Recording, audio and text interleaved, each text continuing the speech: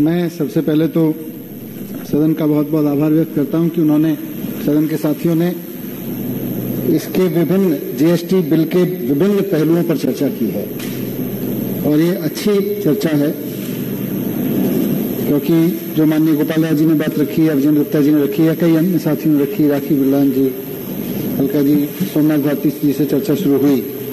कई साथियों ने जो भी इनपुट्स मिले हैं, क्योंकि ये एक ऐसा बिल है जो सभी राज्य की विधानसभा पास कर रही हैं,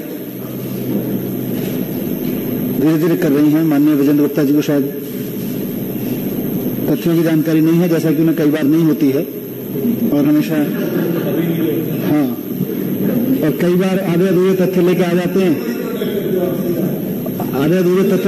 हैं, उसकी सूचना भी उन्हें नहीं होती, इसकी जानकारी भी उन्हें नहीं होती, उसकी कोई प्रामाणिकता नहीं होती, वो कुछ भी बता देते हैं। खैर, मैं मानता हूं, अब क्या करें, अगर थोड़े ज्यादा होते तो बता देते। ये 12वीं विधानसभा है देश में जो इस बिल को पास कर रही है, आज इस पर चर्चा कर रही है, विशेष बैठक करेंगे, लेकिन धीरे धीरे सब करेंगे। मैं, क्योंकि मेरी सभी वित्त मंत्रियों से लगातार बात होती रही है, हो सकता है अगले एक हफ्ते के अंदर अंदर अधिकतर विधानसभाएं करें।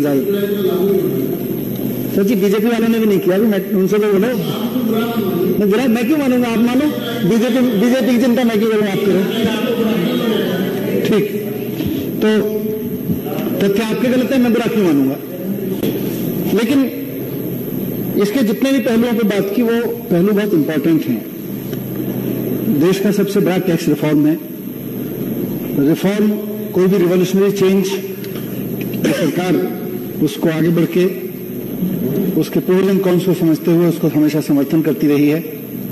हम कोई जुमला या डबल स्टैंडर्ड वाली पार्टी नहीं है, सरकार नहीं है कि राज्य की सरकार में बैठेंगे और केंद्र में किसी और पार्टी की सरकार हुई तो केंद्र की नीतियों का विरोध करेंगे और फिर उसी नीति को अगर केंद्र में आए तो लागू करने के लिए जी तोड़ मेहनत करेंगे। ये भारतीय जनता पार्टी की राजनीति हो सकती है, आम आदमी पार्टी की राजनीति नहीं है। इसीलिए आज हम इस बिल को इस सदन में लेके आए हैं। नहीं तो हम भी कॉपी पेस्ट मोदी जी मार सकते थे, हम भी मोदी जी की पॉलिसी को कॉपी पेस्ट कर सकते थे। जब राज्य की सरकार में रहो तो केंद्र का विरोध करो। कई सदस्यों ने जो बातें रखी, उनमें से मूल बात यह है कि जीएसटी, नितिन भाई ने कई चीजों को रखा है कि हम ला क्यों रहे हैं, इसका इंटेंट क्या है कि देश में गुड्स एंड सर्विसेज के और कई जो 17 तरह के टैक्सेस हैं, इनकी मल्टीप्लिसिटी है, कई तरह के टैक्स हैं, उनकी रिटर्न अलग फाइल करनी पड़ती है, उनके हिसाब से उनके दफ्तर अलग, उनके अफसर अलग, उनके रूल्स अलग, सब कुछ अलग अलग। तो देश के व्यापारी के लिए ये एक फायदे की चीज है कि उसको 17 तरह के अलग अलग टैक्स लॉ से गवर्न होने की जगह एक से गवर्न होना पड़ेगा। इन प्रिंसिपल ये एक अच्छी चीज है और इसीलिए हम जीएसटी का समर्थन करते हैं। इसीलिए आज हम इस जीएसटी को यहां पर लेकर सदन में प्रस्तुत हुए हैं। ये देश के व्यापारियों के लिए, देश के व्यापारी को जितनी सहूलियत होगी उतनी देश के कंज्यूमर को, देश के आम आदमी को सहूलियत होगी, ऐसा इससे आकलन है।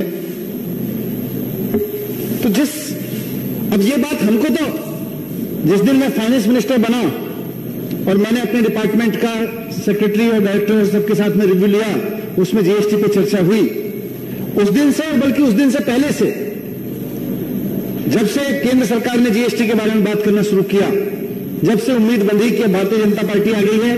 कांग्रेस के समय में भले ही विरोध करती थी, लेकिन मनमोहन सिंह जी का विरोध किया, पी चिदंबरम जी का विरोध किया, अटल बिहारी वाजपेयी जी की भी योजना में शामिल रहा, उनकी भी योजना का विरोध किया जब मुख्यमंत्री थे।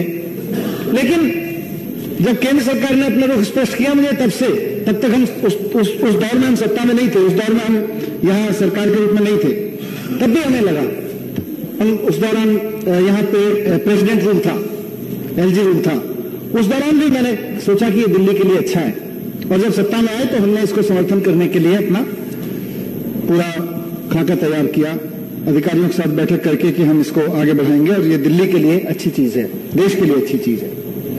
जीएसटी इन प्रिंसिपल, इसीलिए हर बैठक में शामिल हुआ और बल्कि मैंने तो माननीय केंद्रीय वित्त मंत्री जी से अनुरोध किया है कि जीएसटी की बैठक में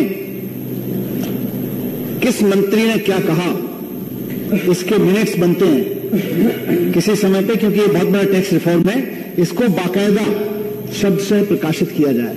पता तो चले देश की जनता को कि कौन जीएसटी की काउंसिल में देश के व्यापारियों और देश की जनता के हित में बोल रहा था, और किस पार्टी का कौन वित्त मंत्री खड़े होकर कहता था कि अगर अफसरों ने तय कर लिया तो कोई दिक्कत नहीं है, अब हम क्यों चर्चा कर रहे हैं, छोड़ो उसको। पता तो चले वो कौन सी पार्टी के वित्त मंत्री हैं, पता तो चले देश को कि किस पार्टी की बुद्धिमत्ता ये कहती है कि अगर अफसरों ने एक बात तय कर लिया तो माननीय चेयरमैन साहब जो तय कर लें सो कर लें, अब हम काहे को चोंच लड़ा रहे हैं इस पे। इस भाषा में भी किसी पार्टी के, मैं क्योंकि मैं दूसरी पार्टी, मुझे नहीं लगता समझ रहा है मैं किस पार्टी की बात कर रहा हूं, उनको पता है किस पार्टी की ओर इशारा है, पता तो चले देश को। तो मैंने इसीलिए उनको रिक्वेस्ट किया था, मैंने इसीलिए माननीय वित्त मंत्री जी को, केंद्रीय वित्त मंत्री जी को रिक्वेस्ट किया था कि इसके minutes of the meetings public domain में जाना चाहिए। जैसे आज कॉन्स्टिट्यूंसी असेंबली की डिबेट्स पब्लिक डोमेन में है, उसी तरह से जीएसटी काउंसिल की जो डिबेट्स हुई, किस वित्त मंत्री ने किस पक्ष को किस पुरजोर तरीके से रखा, किस पे ऑब्जेक्शन रखा, किस पे पॉइंट ऑफ ऑर्डर रखा, किस पे डिसेंट हो गया। हाँ, तो वो चीजें पता तो चले देश को। कौन पूरी 14 बैठकों में एक भी बार में नहीं बोला, कौन क्या बोलता था, ये सब चीजें आएंगी। और उसमें आपको नहीं अपनी पार्टी के नेताओं पे लगे कि यार ये कहां से चुन लाए हम ऐसे लोगों को, आप बात करेंगे उसके बाद। लेकिन हम क्या कर रहे हैं ये भी आपको पता चलेगा। हाँ, नहीं, मैं तो कह रहा हूं। अध्यक्ष महोदय, मैं कई सदस्यों ने बात रखी, मैं उसमें उसके लब्बे में एक समराइज करते हुए कहना चाहता हूं कि देखिए यहां जितनी बातें रखी गई, एक है जीएसटी कॉन्सेप्ट और जीएसटी एक्ट के बारे में। आज हम सदन में टेक्निकली जिस बात पे चर्चा करने के लिए बैठे हैं कि जीएसटी की कॉन्सेप्ट और जीएसटी का जो बिल यहां पे रखा है। दूसरा है जीएसटी के प्रोसीजर्स, टैक्स स्लैब्स, फिटमेंट्स, उसके रिटर्न, उसके फॉर्म्स। इसको एक्ट में नहीं रखा गया है। इसको जीएसटी काउंसिल हमेशा डिस्कस करेगी और आगे भी करती रहेगी। सरकारें केंद्र में भी बदलेंगी, राज्यों की भी बदलेंगी, मंत्री वित्त मंत्री सब बदलते रहेंगे समय समय पे, लेकिन ये लॉन्ग रन में हमेशा तय होता रहेगा।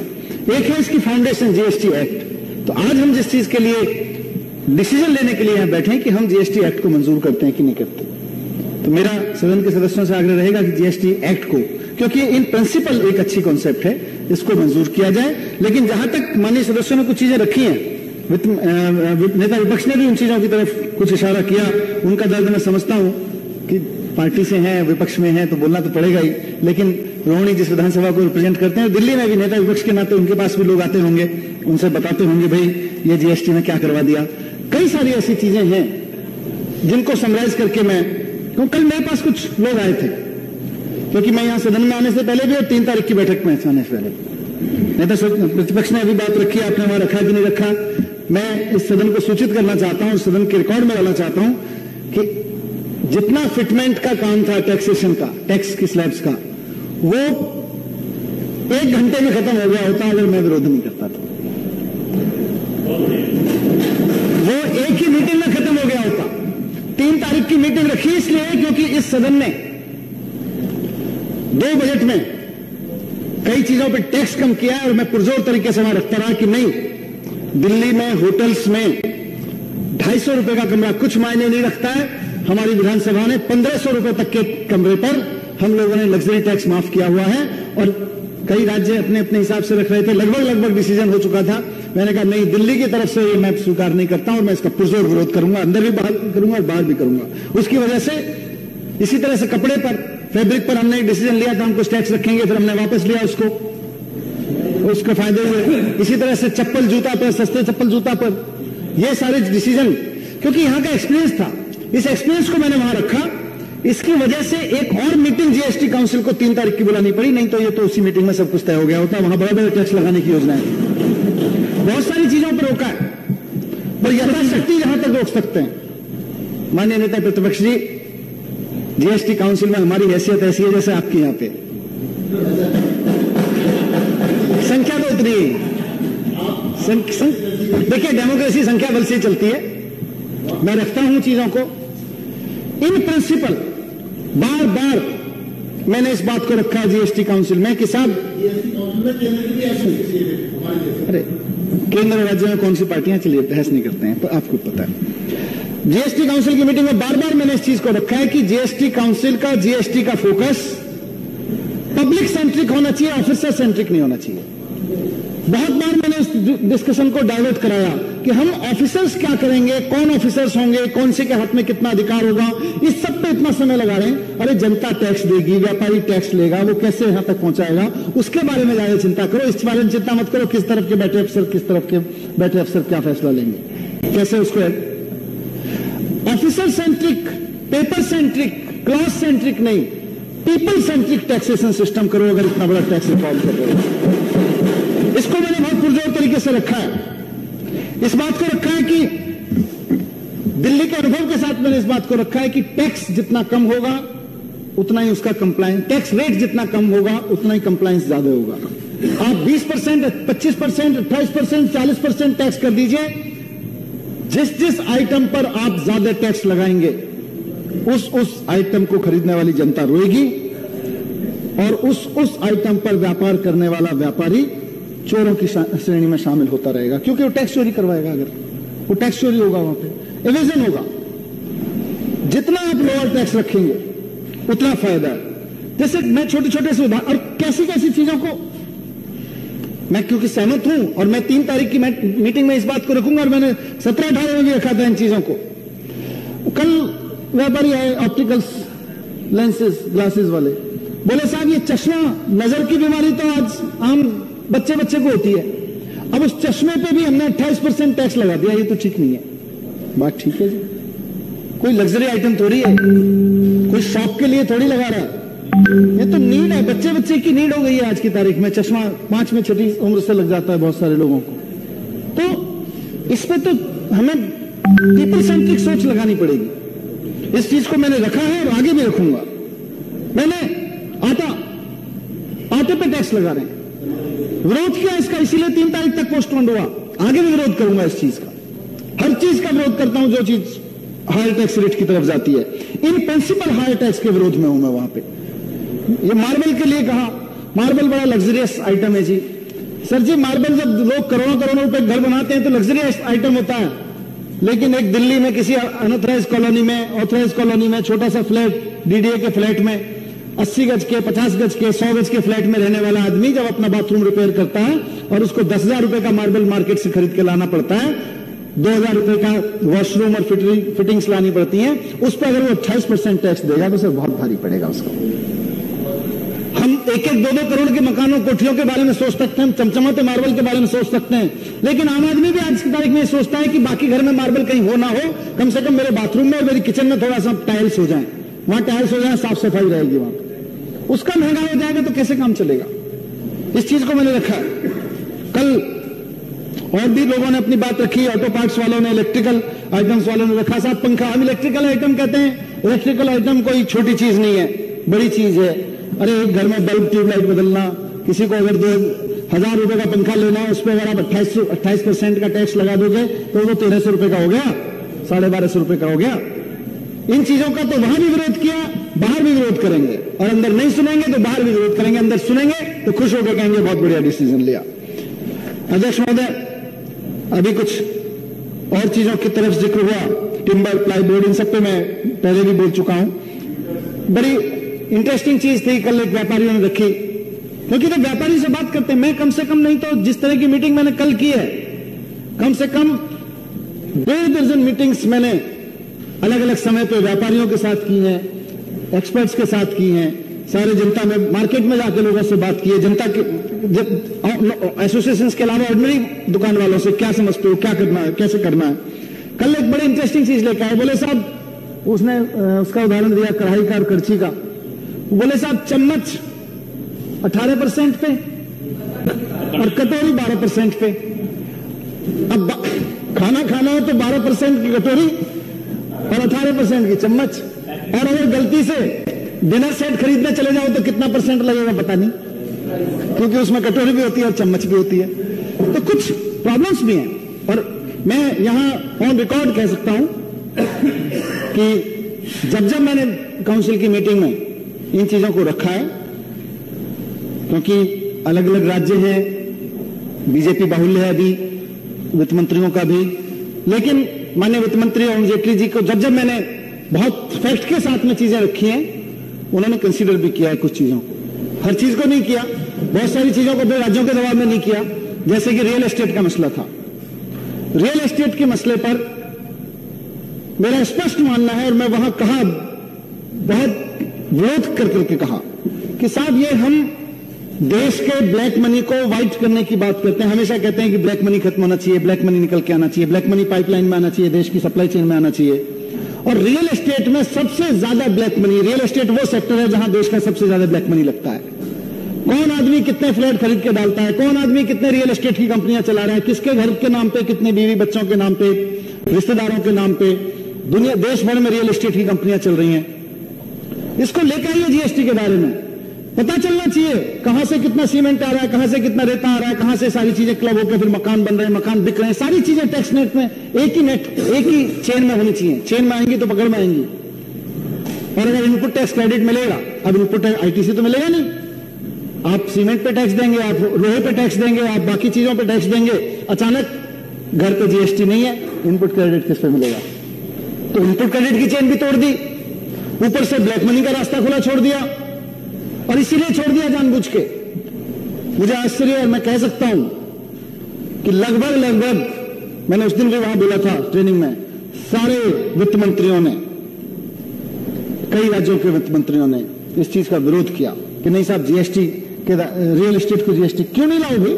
जीएसटी के दायरे में कोई जवाब नहीं है, बस लाइए मत, कोई लॉजिक नहीं है, लाइए मत। क्यों है? आप सारे बीजेपी वाले मंत्रियों ने कहा, सारे बीजेपी के फाइनेंस मिनिस्टर्स ने कहा नहीं साहब, रियल एस्टेट के दायरे में नहीं आना चाहिए। मैंने सारे, अरे अच्छा आप एक बात बताओ, अच्छा आपकी बाकी वित्त मंत्रियों से दोस्ती है कि नहीं है? देखिए, जीएसटी काउंसिल तो मैटर ऑफ परसेंटेज है। आप ये बताइए, केंद्र का जो 1/3 हिस्सा है उसने, अरे हम भी तो राज्य थे, चलो हम भी राज्य थे, हम भी तो विरोध कर रहे थे। नहीं अरुण जी, मैं इसलिए आ रहा हूं उस पर। मैंने कहा कि जब मैं फैक्ट के साथ में चीजें रखता हूं, मैंने चिट्ठी लिखी, अरुण जेटली जी ने कहा इसको दोबारा ओपन करने, एक बार चैप्टर क्लोज हो गया, मेरी चिट्ठी के बाद अरुण जेटली जी ने कहा कि इसको दोबारा ओपन किया जाए, फिर से बीजेपी के मंत्रियों ने कहा नहीं जी, ये तो हमने क्लोज कर दिया, इसको क्यों ओपन करना है? अच्छा वो प्रदेश हो गए, वो भाजपा नहीं है। अच्छा आप, अच्छा विजेंद्र जी, अगर केंद्र चाहे तो अपने शासित प्रदेशों को तो ठीक कर ही सकता है ना जी, अगर केंद्र चाहे ना। अरे आप क्यों जस्टिफाई कर रहे हो राज्यों को? स्टेट में बीजेपी के राज्यों ने, बस बिल्कुल, बहुत बढ़िया, बहुत बढ़िया। जिसने भी क्या गलत किया, जिसने भी किया ब्लैक मनी को सपोर्ट करने के लिए किया। ये नहीं चलेगा कि केंद्र में बीजेपी, तो केंद्र की बीजेपी टूर्नामेंट और राज्यों की बीजेपी गुल्ली डंडा, ये नहीं चल पाएगा। तो अध्यक्ष महोदय, बहुत सारी ऐसी चीजें हैं जिनको जरी गोटा की छोटी छोटी चीजें, हैंडीक्राफ्ट, इन सब पे भी 28% टैक्स कर रखा है, करने की कोशिश कर रहे हैं।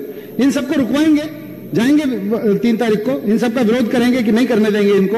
हैंडबैग की जब बात करते हैं तो बात वही होती है, बड़ा बड़ा लग्जरियस आइटम होगा जी, बड़ा सूट बूट वाला।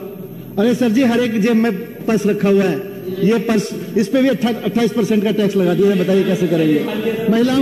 महिलाओं के पर्स पे छोटे छोटे पर्स और छोटे छोटे एग्जीक्यूटिव पर्स लेके चलते हैं लोग, छोटे छोटे बैग आजकल लेके चलते हैं लड़के लड़कियां, उन पे भी 28% का टैक्स कर दिया। बजट वाला भी, हमारे बजट वाले पे नहीं, उस पर भी करने चक्कर में 5%।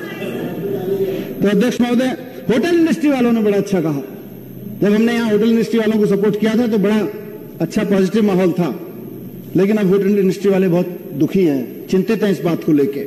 कल आए वो अपना लॉजिक लेके, बोले जी थाईलैंड में 6% टैक्स है होटल्स पे, आप यहाँ पे 28% करोगे, कैसे टूरिस्ट आके रुकेगा यहाँ पे? भले ही वो हम सोच सकें भाई, जो आदमी 5,000 का कमरा अफोर्ड करता है, 8,000 का कमरा अफोर्ड करता है, उसको देने दो बड़ा टैक्स, लेकिन हकीकत यह है कि उसी से टूरिस्ट इंसेंटिव भी होता है ना। आप सिर्फ टैक्स इकट्ठा करके सरकारी खजाने को लबालब भरने का क्यों सोचते हो? देश के लोगों की जेब भरी रहे, सरकारी खजाना तो अपने आप भरेगा। देश के लोगों की जेब नहीं भरी रहेगी, देश के लोगों की जेब काटोगे, सरकारी खजाना भी नहीं भर सकता। ये प्रिंसिपल देख लीजिए। अध्यक्ष महोदय, मैं कंक्लूड करते हुए 2-3 चीजें और कहूंगा जिन पर अभी चर्चा मुझे बाकी भी आगे भी करनी है कि एक तो पूरे देश के मार्केट का इस वक्त विलिंगली और अनविलिंगली चाइना के मार्केट से कंपटीशन है, और भी कई देशों के मार्केट हमारे मार्केट्स को एकदम ड्रैगन की तरह से झपटने के लिए बैठे हैं।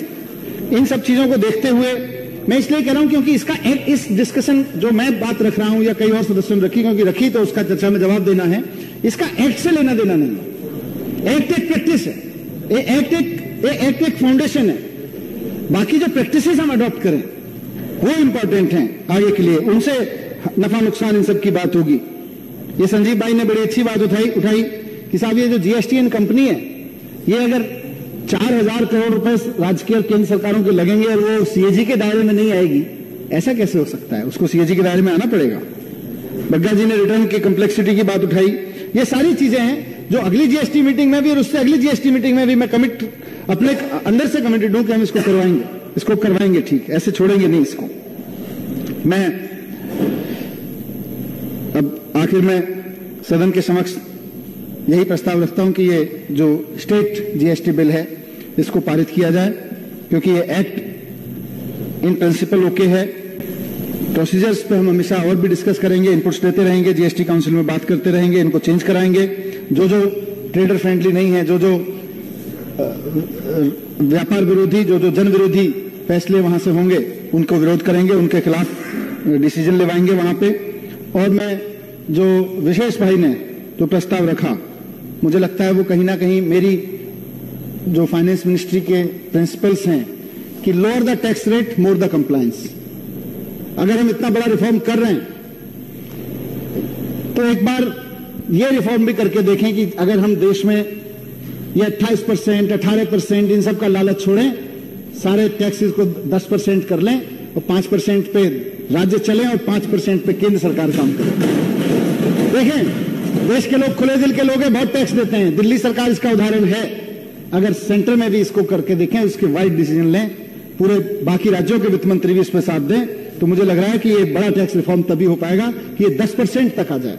अगर 5-5% दोनों राज्य और केंद्र बांट लें तो 10% का प्रस्ताव बहुत अच्छा है। मैं सदन से अनुरोध करूंगा इसको भी पारित किया जाए। बहुत बहुत धन्यवाद।